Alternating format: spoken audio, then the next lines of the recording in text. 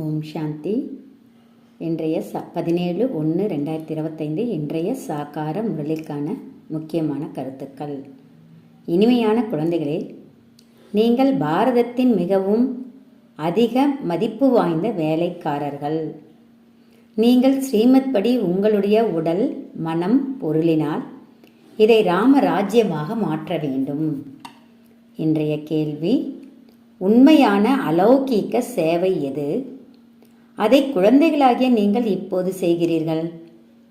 பதில்: குழந்தைகளாகிய நீங்கள் குப்தமாக ஸ்ரீமத் படி தூய்மையாகி சுகதாமத்தை ஸ்தாபனை செய்து கொண்டு இருக்கிறீர்கள். இதுவே பாரதத்தின் உண்மையான அலௌகீக சேவையாகும். நீங்கள் எல்லையற்ற தந்தையின் ஸ்ரீமத் படி அனைவரையும் ராவணனின் சிறையிலிருந்து விடுவித்துக் கொண்டு இருக்கிறீர்கள். இதற்காக நீங்கள் தூய்மையாகி மற்றவர்களையும் தூய்மையாக மாற்றுகிறீர்கள். பாட்டு: கண்ணில்லாதவர்களுக்கு வழிகாட்டுங்கள் பிரபுவே. ஓம் சாந்தி. ஓ பிரபுவே, ஈஸ்வரா, பரமாத்மா என்று கூறுவதற்கும் அப்பா என்று கூறுவதற்கும் எவ்வளவு வித்தியாசம் இருக்கிறது. ஓ பிரபுவே என்று கூறும் பொழுது எவ்வளவு மதிப்பிருக்கிறது. அவரை தந்தை என்று கூறும் பொழுது தந்தை என்பது மிகவும் சாதாரணமாக இருக்கிறது. அதாவது பாபா என்ன சொல்கிறாங்கன்னா, பிரபு, ஈஸ்வரா, பரமாத்மா அப்படின்னு சொன்னால் கொஞ்சம் கேப் அதிகம். அதே அப்பான்னு சொல்லும் பொழுது அதனுடைய உறவு முறை இன்னும் நெருக்கத்தில் நம்ம வந்துடுறோம் அப்படின்னு சொல்கிறாங்க. பல தந்தைகள் இருக்கிறாங்க. ஓ பிரபு, ஓ ஈஸ்வரா என பிரார்த்தனை செய்யும் பொழுது கூறுகிறார்கள். ஆனால் தந்தையேன்னு சொல்கிறது கிடையாது. ஏன்னா பரம தந்தை தான்.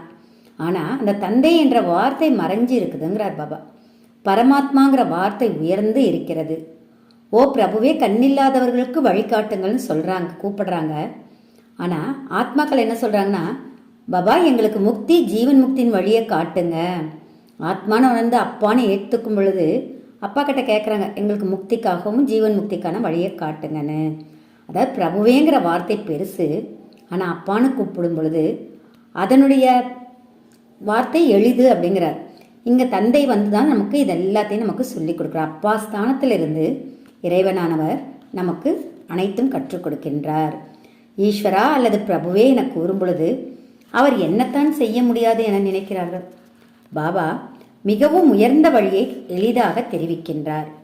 என்னுடைய குழந்தைகளே, என்ன சொல்கிறாங்கன்னா, நீங்கள் ராவணனின் வழிப்படி காமச்சதியில் எரிந்து போய்விட்டீர்கள். இப்போ நான் உங்களை தூய்மையாக்கி வீட்டுக்கு அழைத்து செல்வதற்காக வந்திருக்கிறேன். தூய்மை இல்லாமல் இருக்கக்கூடிய எங்களை தூய்மையாக்குங்கள்னு என்னதான் கூப்பிட்டீங்க. உங்களுக்கு சேவை செய்வதற்காக இப்போ நான் வந்திருக்கேன்னு பாபா சொல்கிறாங்க. குழந்தைகளாகிய நீங்கள் கூட என்ன பண்ணுறீங்கன்னா, முழு பாரதத்திலும் அலௌகிக்க சேவையை செய்கிறீங்க. இந்த அலௌகிக்க சேவையை வேறு யாரும் உலகத்தில் செய்ய முடியாது. அதுவும் நீங்கள் பாரதத்துக்காக தான் செய்கிறீங்க. எப்படி செய்கிறீங்கன்னா, ஸ்ரீமத் படி தூய்மையாகி மேலும் இந்த பாரதத்தையும் தூய்மையாக மாற்றுறீங்க. ராமராஜ்யம்னு காந்தியடிகள் விரும்பினாங்க. ஆனால் வேறு எந்த மனிதரும் ராமராஜ்யத்தை உருவாக்க முடியாது. பதித்த பாவனா என பிரபுவை ஏன் அழைத்திருக்க வேண்டும்? இப்போது குழந்தைகளாகிய உங்களுக்கு பாரதத்தின் மீது எவ்வளவு அன்பு இருக்கின்றது. உண்மையான சேவையை நீங்கள் செய்கிறீர்கள். முக்கியமாக பாரதத்திற்கும், ஏன் ஒட்டுமொத்தமாக உலகத்திற்கே சேவை செய்கிறோம் அப்படின்னு பாபா சொல்கிறாங்க. உங்களில் கூட வரிசை கிரமத்தில்தான் நாம் ராமராஜ்யத்தை உருவாக்கப் போகிறோம் என்ற பெருமிதம் இருக்கிறது. நீங்கள் அரசு ஊழியர்கள் அப்படிங்கிறார். ஏன்னா தேசத்தந்தை மகாத்மா காந்திஜி ராமராஜ்யம் வேணும்னு விரும்பினாங்க. அவர் பாபுஜின்னு அழைக்கப்பட்டாங்க. அவர் எல்லைக்கு உட்பட்டவர். ஆனால் இவர் பாபா எல்லைக்கு அப்பாற்பட்ட பாபுஜி. அப்போ இதெல்லாம் வரிசை கிரமமாக நீங்கள் ராமராஜ்யத்தை உருவாக்குறோம், புரிஞ்சுக்கிட்டு உருவாக்குறோங்கிற பெருமிதமும் உங்ககிட்ட இருக்குது. நம்மளை எல்லாத்தையும் பாபா என்ன சொல்கிறாங்கன்னா, கவர்மெண்ட் சர்வன்ட்காங்க. அதாவது ஏன்னா தெய்வீகமான ஒரு அரசை உருவாக்குறீங்க. அதனால் உங்களுக்கு பாரதத்தை பற்றிய பெருமிதமும் உங்ககிட்ட இருக்குது. மேலும் பாபா சொல்கிறாங்க, இப்போது நாம் பாபா மூலமாக மீண்டும் தூய்மையான பூமியாக சுகதாமமாக குப்தமாக மாற்றிக்கொண்டிருக்கிறோம் என நீங்கள் அறிகிறீர்கள். ஸ்ரீமத் கூட மறைமுகமாக கிடைத்து கொண்டு இருக்கிறது. நீங்கள் பாரத அரசிற்காகத்தான் செய்து கொண்டு இருக்கிறீர்கள். நீங்கள் ஸ்ரீமத் படி பாரதத்திற்கு தன்னுடைய உடல், மனம், பொருளினால் உயர்ந்ததிலும் உயர்ந்த சேவை செய்து கொண்டு இருக்கிறீர்கள். உங்களுடையது ஆன்மீக விஷயமாகும். நீங்கள் 5 விக்காரங்கள் என்ற ராவணனுடன் போரிட்டு கொண்டு இருக்கிறீர்கள். ராவணன்தான் முழு உலகையும் ஆட்சி செய்து கொண்டு இருக்கின்றான். இது உங்களுடைய சேனையாகும். இலங்கை என்பது மிகச் சிறிய தீவு. இந்த சிருஷ்டி எல்லையற்ற தீவாகும். நீங்கள் எல்லையற்ற தந்தையின் உயர்ந்த வழிப்படி அனைவரையும் ராவணனின் சிறையில் இருந்து விடுவிக்கின்றீர்கள். இந்த தூய்மை இல்லாத அசுத்த உலகம் அழியத்தான் வேண்டும் என நீங்கள் அறிகின்றீர்கள். நீங்கள் சிவசக்திகள். இந்த கோபியர் கூட சிவசக்தி ஆவார். நீங்கள் குப்தமாக பாரதத்திற்கு மிகப்பெரிய சேவை செய்து கொண்டிருக்கிறீர்கள். இன்னும் போக போக அனைவருக்கும் தெரியும், உங்களுடையது ஸ்ரீமத் படியான ஆன்மீக சேவை. பாரதம் உண்மையான கண்டமாக இருந்தது, இப்பொழுது பொய்யான கண்டமாக ஆகிவிட்டது. உண்மையானவர் ஒரு தந்தைதான். கடவுள் உண்மையானவர் அல்லது சத்தியமானவர் என்று சொல்லப்படுகிறது. நரனிலிருந்து நாராயணராக மாறுவதற்கான சத்தியமான கல்வியை உங்களுக்கு கொடுத்து கொண்டு இருக்கின்றார். பாபா என்ன சொல்றாங்க, நம்மளுடைய எல்லாமே ஆன்மீக விஷயம். ஆத்மா ராவணன் கிட்ட 5 விகாரங்கள் ராவணன் கிட்ட போர் பண்ணிட்டு இருக்குது. மேலும் இந்த பாரதம் உண்மையான கண்டம் இப்போ பொய்யான கண்டமாக மாறிடுச்சு. மீண்டும் உண்மையாக மாத்துறதுக்கு சத்தியமான பாபா, உண்மையான பாபா நமக்கு இந்த கல்வியை கற்றுக் கொடுத்துட்டு இருக்கிறாங்க. போன கல்பத்தில் கூட உங்களை நரனிலிருந்து நாராயணனாக மாற்றினேன் என பாபா கூறுகின்றார். ராமாயணத்தில் என்னென்ன கதைகள் எழுதியிருக்கிறார்கள்? ராமர் குரங்கு சேனை வைத்திருந்தார் என கூறுகிறார்கள். முதலில் நீங்கள் குரங்கு போன்று இருந்தீர்கள். ஒரு சீதையை பற்றிய விஷயம் அல்ல. நாம் எப்படி ராவண ராஜ்யத்தை அழிப்பது, ராமராஜ்யத்தை உருவாக்குவது என்பதை பாபா புரிய வைக்கின்றார். இதில் எந்த துன்பமும் இல்லை. அவர்கள் எவ்வளவு செலவு செய்கிறார்கள்?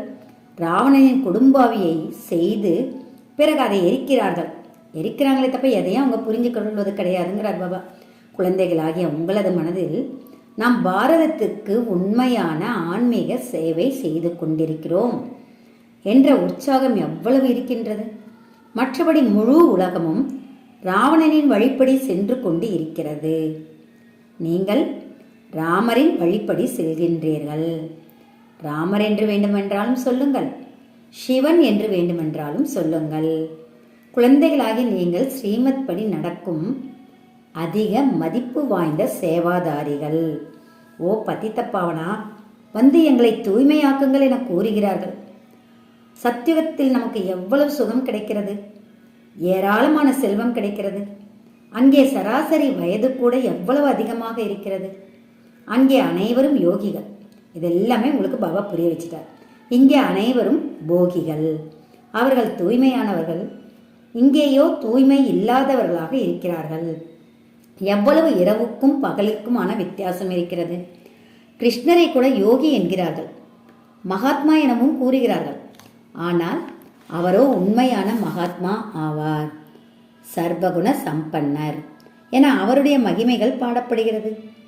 ஆத்மா மற்றும் உடல் இரண்டும் தூய்மையாக இருக்கிறது.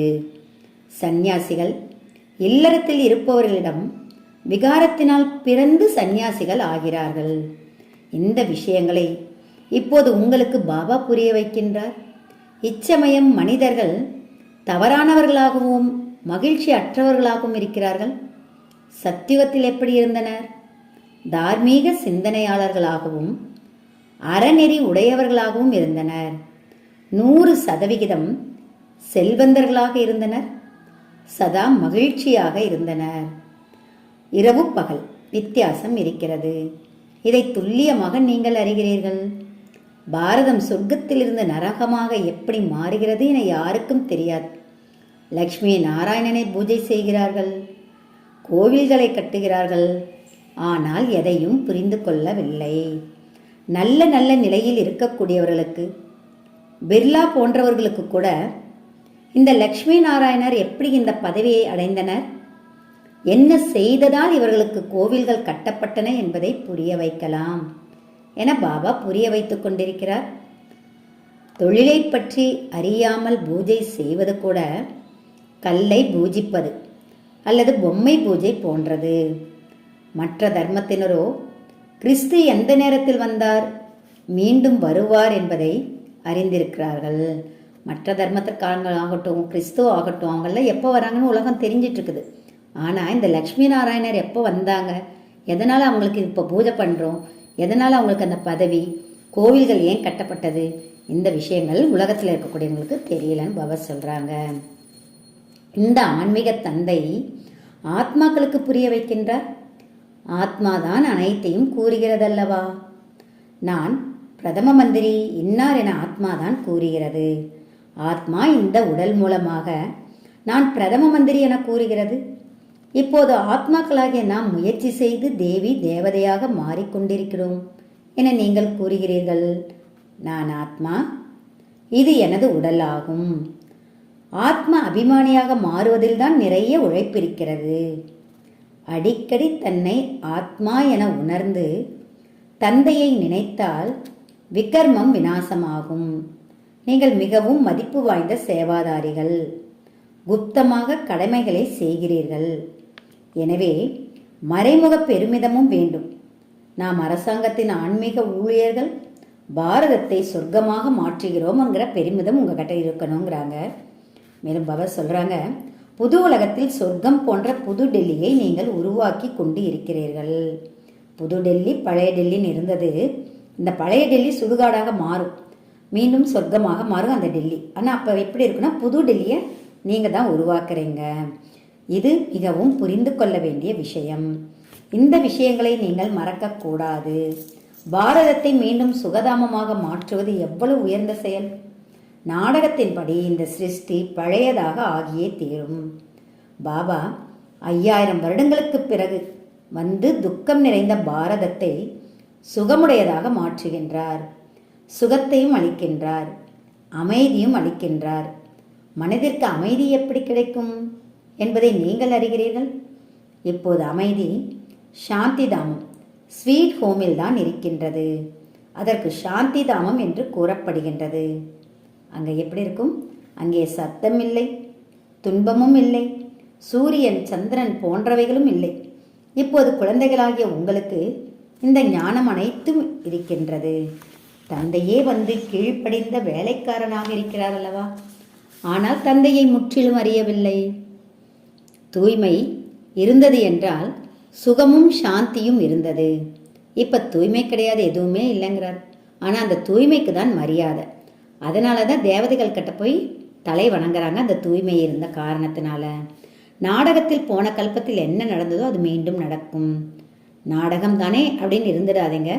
நாடகத்தில் என்ன இருக்கிறதோ அது கிடைக்குங்கிறது கிடையாது. பள்ளிக்கூடத்தில் இவ்வாறு நினைத்து கொண்டு அமர்ந்திருந்தால் யாராவது தேர்ச்சி பெற முடியுமா? ஒவ்வொரு விஷயத்திற்காகவும் மனிதர்கள் முயற்சி செய்கிறார்கள். முயற்சி இல்லாமல் தண்ணீர் கூட கிடைக்காது. ஒவ்வொரு நொடியும் செய்யக்கூடிய முயற்சியானது பலனை பெறுவதற்காக. இந்த எல்லையற்ற முயற்சி செய்வது எல்லையற்ற சுகத்திற்காக ஆகும். இப்போ நீங்கள் ஒவ்வொரு செகண்டும் செய்யக்கூடிய முயற்சியின் பலன் என்னன்னா, எல்லையற்ற சுகத்தை நாம் அடைவதற்காக முயற்சி செய்ய வேண்டும் அப்படின்னு பாபா சொல்லி கொடுக்குறாங்க. இப்போது பிரம்மாவின் இரவிலிருந்து பிராமணர்களின் இரவு, மீண்டும் பிராமணர்களின் பகல் தோன்றும். சாஸ்திரங்களில் படித்தார்கள், ஆனால் புரிந்து கொள்ளவில்லை. பக்தி தனி, ஞானம் தனி. கிருஷ்ணரை கூட ஷியாம் சுந்தர் என்று கூறுகிறீர்கள் அல்லவா. பூஜாரிகள் குருட்டு நம்பிக்கை உடையவர்களாக இருக்கிறார்கள். எவ்வளவு தத்துவ பூஜைகள் செய்கிறார்கள், சரீரத்தை பூஜிக்கிறார்கள் என்றால் அதுவும் 5 தத்துவங்களை பூஜிப்பதாக ஆகிவிடுகிறது.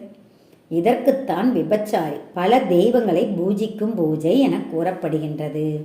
முதலில் பக்தியும் தூய்மையானதாக இருந்தது. ஆரம்பத்தில் துவாபரயுகத்தினுடைய ஆரம்பத்தில் வந்த பக்தியில் தூய்மை மட்டுமே தான் இருந்தது. அதாவது ஒரு சிவனை மட்டுமே வணங்கினர்.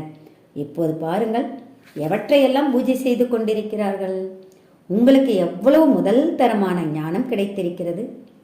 நீங்கள் எவ்வளவு குஷி அடைய வேண்டும். நம்ம பூஜை பண்ணுற விஷயமாகட்டும், பக்தியை பற்றி, ஞானத்தை பற்றி நிறைய விஷயங்கள் பாபா பிரித்து நமக்கு சொல்லித்தராங்க. அப்போ எந்த அளவிற்கு முதல் தரமான ஞானத்தினுடைய அர்த்தத்தை எவ்வளோ தெளிவாக நமக்கு அந்த உண்மையை புரிய வைக்கிறார். அப்போ அதை நினச்சி நம்ம குஷி அடைய வேண்டும் அல்லவா அப்படின்னு பாபா கேட்குறாங்க. எவ்வளவு உயர்ந்தவர் பாப்தாதா, ஆனால் எவ்வளவு எளிதாக இருக்கின்றார். அவரை நிராகார், நிர் அகங்காரி என பாபாவின் மகிமைகள் பாடப்படுகிறது. பாபா வந்துதான் சேவை செய்ய வேண்டும் அல்லவா? பாபா எப்போதும் குழந்தைகளின் சேவையை செய்து அவர்களுக்கு செல்வத்தை அளித்துவிட்டு பிறகு அவர் வானப்பிரஸ்த நிலையில் இருந்து விடுகிறார். சிவபாபா குழந்தைகளை தலைமீது தூக்கி வைத்துக் கொள்கிறார். குழந்தைகளாகிய உங்களை உலகத்திற்கே அதிபதியாக மாற்றுகிறார். இனிமையான இல்லத்திற்கு சென்று பிறகு இனிமையான சக்கரவர்த்தி பதவியை பெறுவீர்கள். உண்மையான பலனை எதிர்பார்க்காத சேவாதாரி ஒரே ஒரு தந்தைதான். எனவே குழந்தைகளுக்கு எவ்வளவு குஷி ஏற்பட வேண்டும். ஆனால் இவ்வளவு நினைச்சு குஷி வரணும். ஆனால் மாயா என்ன பண்ணா மறக்க வச்சுக்குதுன்னு சொல்றாங்க. இவ்வளவு பெரிய பாப்தாதாவை ஒரு பொழுதும் மறக்கக்கூடாது. ஆனால் மாயா மறக்க வச்சிருது. தாத்தாவின் சொத்து பற்றி எவ்வளவு பெருமிதம் இருக்கின்றது. உங்களுக்கு சிவபாபா கிடைத்திருக்கிறார், அவருடைய சொத்து இருக்கிறது. என்னை நினையுங்கள், தெய்வீக குணங்களை கடைபிடியுங்கள் என்று பாபா கூறுகிறார்.